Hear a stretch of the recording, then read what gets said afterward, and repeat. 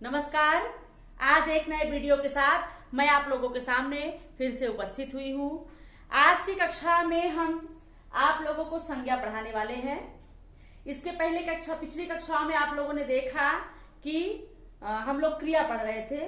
क्रिया समाप्त हुई, उसके बाद आज हम लोग संज्ञा पढ़ने वाले हैं। और संज्ञा जो कि हिंदी में आप उसे कहते हैं नाउन। संज्ञा से सामान्यतः आप जानते हैं कि इंडिविजुअल किसी एक व्यक्ति विशेष का नाम, वस्तु का नाम, स्थान का नाम, तो ये सारी चीजें जो होती हैं वो संज्ञा कहलाती हैं। तो संज्ञा आइए देखते हैं हिंदी में संज्ञा क्या है, कैसे है, आइए देखते हैं। संज्ञा उस विकारी शब्द को कहते हैं। संज्ञा उस विकारी शब्द को कहते हैं जिससे किसी वस्तु, भाव, स्थान और जीव का बोध हो। व्यक्ति का, वस्तु का, भाव का, स्थान का और जीव का बोध कराने वाला क्या कहलाता है? संज्ञा। संज्ञा वह विकारी शब्द है जिससे किसी वस्तु, भाव, स्थान और जीव का बोध हो, उसे क्या कहते हैं? संज्ञा कहते हैं। जैसे व्यक्ति का नाम राम, मोहन, स्थान का बोध वाराणसी, भाव का बोध सुंदरता, स्थान का नाम गया और वस्तु का नाम शक्कर आदि का बोध, गाय, शक्कर आदि का बोध कराने वाला क्या कहलाता है? संज्ञा कहलाता है। जिससे हम व्यक्ति का, वस्तु का, जीव का, भाव का, सबका बोध होता है, जिससे वही क्या कहलाता है? संज्ञा।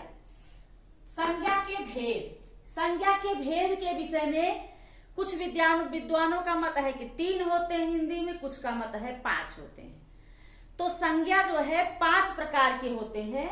आइए देखते हैं।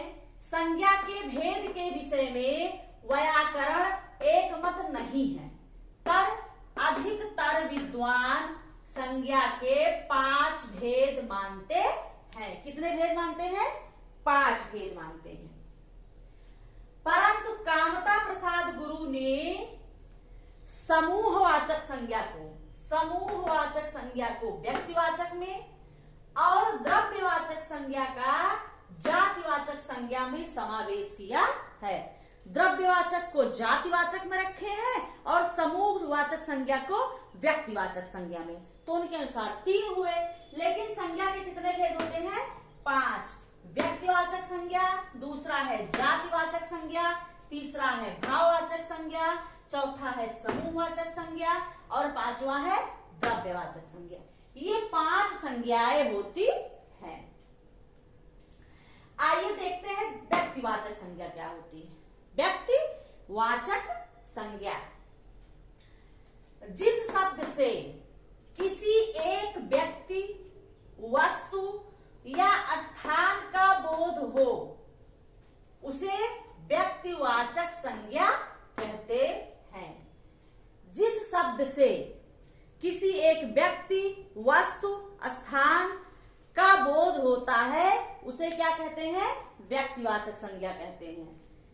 व्यक्तिवाचक संज्ञा के निम्न रूप हैं। व्यक्तिवाचक संज्ञा की किस प्रकार से व्यक्तिवाचक संज्ञा की कैटेगरी क्या है, आइए देखते हैं। व्यक्तिवाचक संज्ञा में व्यक्तियों के नाम तो शुरू से ही बताया जा रहा है। मोहन, राधा, सीता, कृष्ण, भीम, अर्जुन। राम, मोहन, राधा, सीता, रीता, कृष्ण, भीम, अर्जुन आदि जो नाम होते हैं व्यक्तियों के, वो व्यक्तिवाचक संज्ञा होते हैं। अगला है देशों के नाम। देशों के नाम भी व्यक्तिवाचक संज्ञा होता है। जैसे अमेरिका, भारत, जापान, ऑस्ट्रेलिया, रोम, इटली, रूस, चीन, ठीक है। जो जितने देश हैं ये व्यक्तिवाचक संज्ञा के अंतर्गत आते हैं।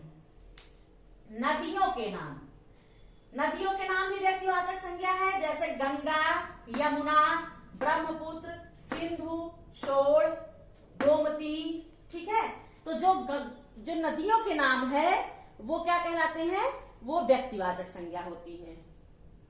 दिनों महीनों के नाम, दिनों और महीनों के नाम भी क्या होते हैं, व्यक्तिवाचक संज्ञा होते हैं। जैसे सोमवार, मंगलवार, बुधवार, जनवरी, फरवरी, मार्च, चैत्र, बैसाख, जेठ, आषाढ़, मतलब चाहे हिंदी के नाम हो, अंग्रेजी में नाम हो, दिनों के नाम हो, महीनों के नाम हो, वो सब क्या होते हैं, व्यक्तिवाचक संज्ञा होते हैं।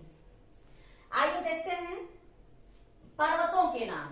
पर्वतों के नाम, हिमालय, कंचनजंगा, विंध्याचल, अलकनंदा, केटू-गाडविन, जितने भी पर्वतों के नाम हैं वो क्या कहलाते हैं, वो कहलाते हैं व्यक्तिवाचक संज्ञा। अगला है दिशाओं के नाम।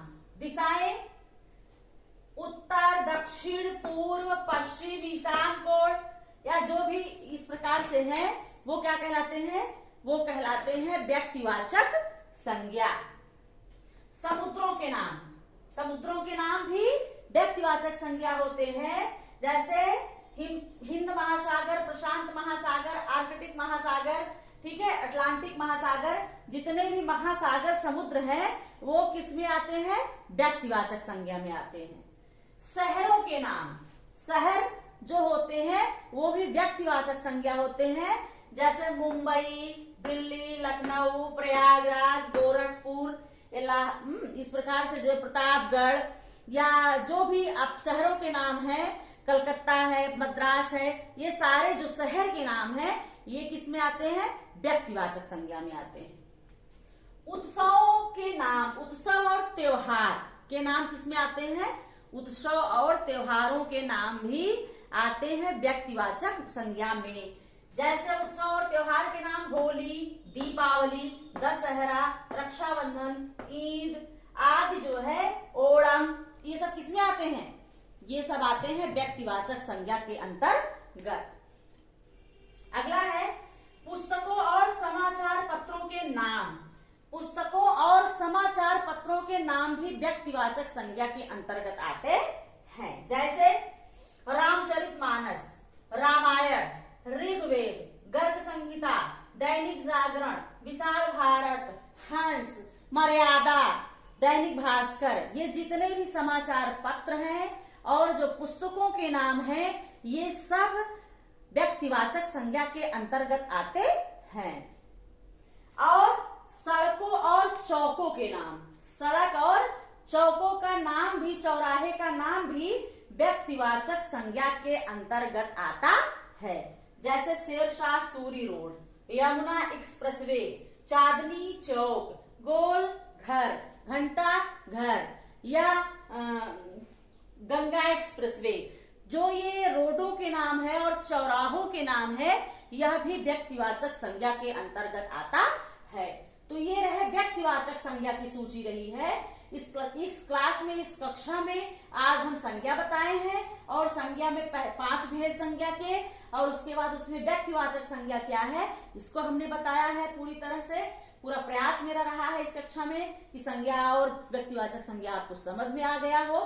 तो व्यक्तिवाचक संज्ञा में व्यक्तियों के नाम, देशों के नाम, नदियों के नाम, दिन महीनों के नाम, पर्वतों के नाम, दिशाओं के नाम, देशों के नाम, समुद्रों के नाम, शहरों के नाम, उत्सवों के नाम, पुस्तक समाचार पत्रों के नाम, सड़कों और चौराहों के नाम, ये रहे व्यक्तिवाचक संज्ञा के उदाहरण। ठीक है, तो आज की कक्षा में हम व्यक्तिवाचक संज्ञा ही पढ़ाएंगे। अगली कक्षा में हम आपको जातिवाचक संज्ञा या भाववाचक संज्ञा आपको बताएंगे। तो इस कक्षा में बस इतना ही। आप लोग हमारे चैनल से जुड़े और अपनी शिक्षा को, अपनी पढ़ाई को बेहतर बनाएं। धन्यवाद।